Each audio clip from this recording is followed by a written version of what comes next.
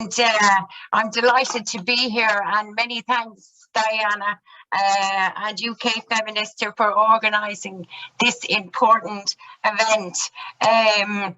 So, like you said, I have 6 years experience in the sex trade, exiting in 2010. But I'll just briefly, I entered the sex trade because I had developed a heroin problem. And at the time, it seemed like a rational decision. It would pay for it until I got sorted. But I had no idea of the world I was about to step into. And once you step into prostitution, within a very short space of time, your only human contact becomes either the other addicted or damaged women standing beside you, or the men who purchase you. So your view of the world becomes very different. And of course, the messages are sent in from society. Eggs are thrown at, insults. Like being a prostitute, it's like the worst insult a woman can call a woman. So when you're actually living as that, it's very hard to see a way back, and you become trapped. And then, of course, the inevitable happens, violence. My first experience with violence was extreme. It was a gang rape, and my friend did not survive. She died alone a few weeks later. But I had 3 further rapes and countless physical assaults, humiliations. It's just horrendous. And this fear and the threat of violence, it hovers around you all the time. So to me, that level of violence in 6 years, 1 gang rape, 3 rapes, and all of the other things, there isn't another industry that would tolerate that level of violence. There isn't anything. It would be shut down. But you can't. It can never be made safe. You can never end the violence, no matter what the legislation, because it is up to the person that bought you. So it's you and him on your own. And it is up to him and only him as to how things will play out. So unless like a bodyguard is going to be given, like it's impossible. And also, like Diane mentioned, Steve Wright, and he was known to the women, and he was irregular, and there's this misconception that the ones that rape or will be really violent have a sign on their head, or we can identify them. But there's a principle in prostitution that so because you have been bought, okay, and they've paid money for you, and they paid maybe good money for you to do something or to do something to you, and if that isn't working out for them, or they're not satisfied or something, it's like when you buy something and you take it home and it doesn't work properly. One of the first things you'll do, is bang it or you'll shake it. The same principle applies in prostitution, because you have become a commodity. So very often, buyers who have initially had not intended to be violent, very often end up being so because of that principle. So I just wanted, because that's quite hard to explain. Also, there's this idea that we can choose buyers, or if you get a sense that they're dangerous or whatever, and you can refuse them. And yes, that is possible. And I had found myself at times there where I came across someone and they were, I just thought what they asked was absurd, and I felt stronger that evening, and I said, no, I'm not doing that. And yes, they walked away. So, but, I may have felt a sense of empowerment or whatever, but they didn't go home and say, right, well, I'm not doing that, she's right, it's awful, whatever. No, they didn't. They just go and find a more vulnerable woman. So my brief sense of empowerment as more than likely came at the expense of somebody else, so I can't claim a victory. Now, when I exited prostitution in 2010, also for the last 18 months of my time, I stood alongside a trafficked woman, although we wouldn't have used that terms. I wouldn't have fully understood, but she had no control of her life. She'd been trafficked 12 years under his control. Her life was so inhumane, and it was just horrendous. People like to separate us. We stood on the same street. We were bought on 2 occasions together, and we were bought by the same buyers on different nights. We can never be separated, because it isn't geography or the logistics of how we got there that connects us. What connects us is that we are bought and used and exploited and often raped by the same group of people, buyers. And I'm afraid no one can break that connection. It can't be broken at any time in any country by anyone. So unless you do something to address the cause, which is the demand, which is the buyers, then the traffic will not only continue, it'll grow.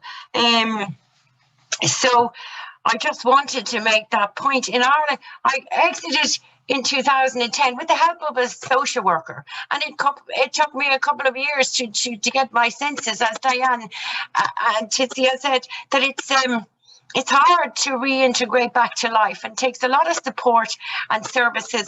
But I joined the Turn Off the Red Light because I couldn't justify anything I had witnessed, and I just couldn't. So we campaigned. It took a few years. It was contentious. It was part 4 of the largest overhaul of criminal law in Ireland, the Sexual Offences Act 2017. So it was part 4. But although it was contentious, it was the essence of the act. And by that, I mean, as long as women, it formally removed the female body from the market. Okay, women are no longer for sale. Bodies can no longer be a commodity, and that changes things in gender equality perspective. For me, it's the biggest step in gender equality, because prostitution, commercial sexual exploitation, is the cruelest form of gender inequality.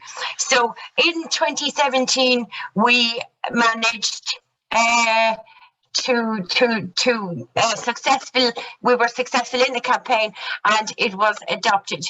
Now it is only 3 years old, so it's in its infancy. So I will just there was an interim report released just before Christmas. The review of the law will be out later this year, but so far the results are positive.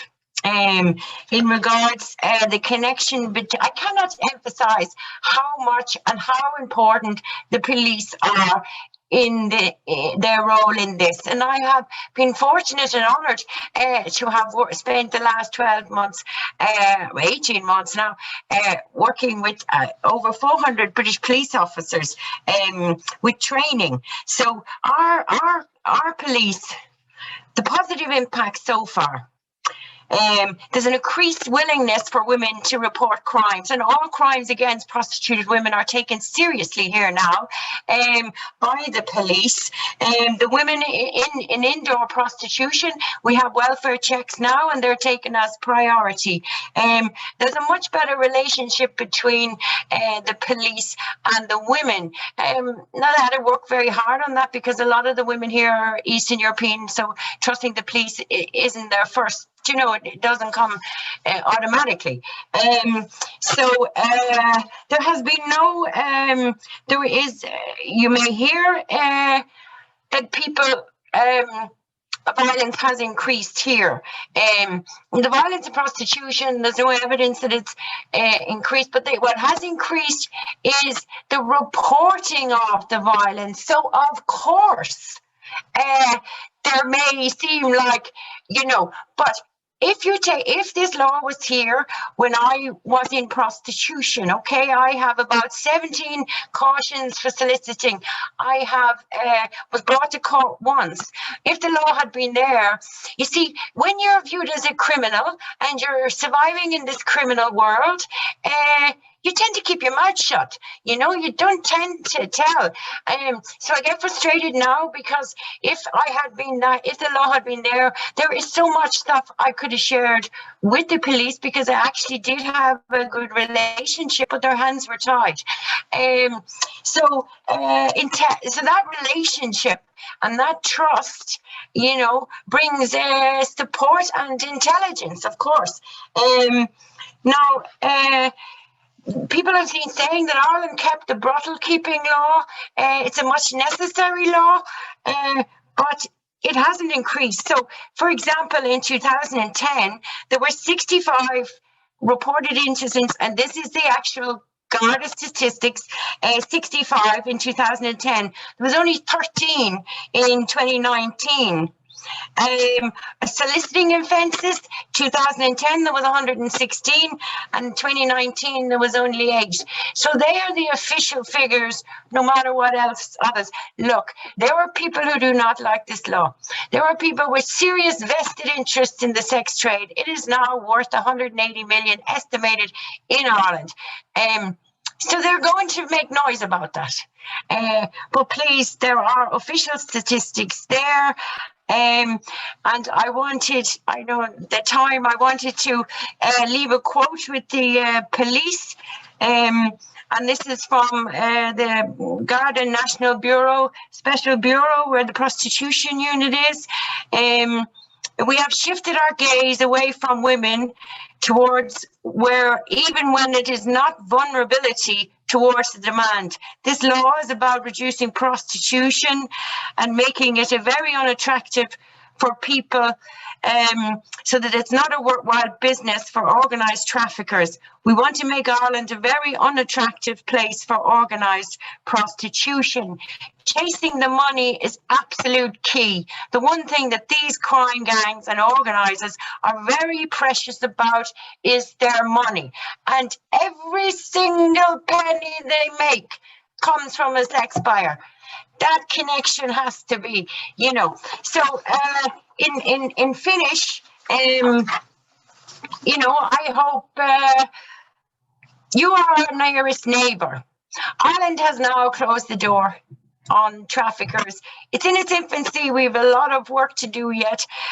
France has, the Scandinavians have. So you're now in a prime position to be, if you leave it as a free flow for traffickers and this exploitation. So you need to act. And also for society in general, that women,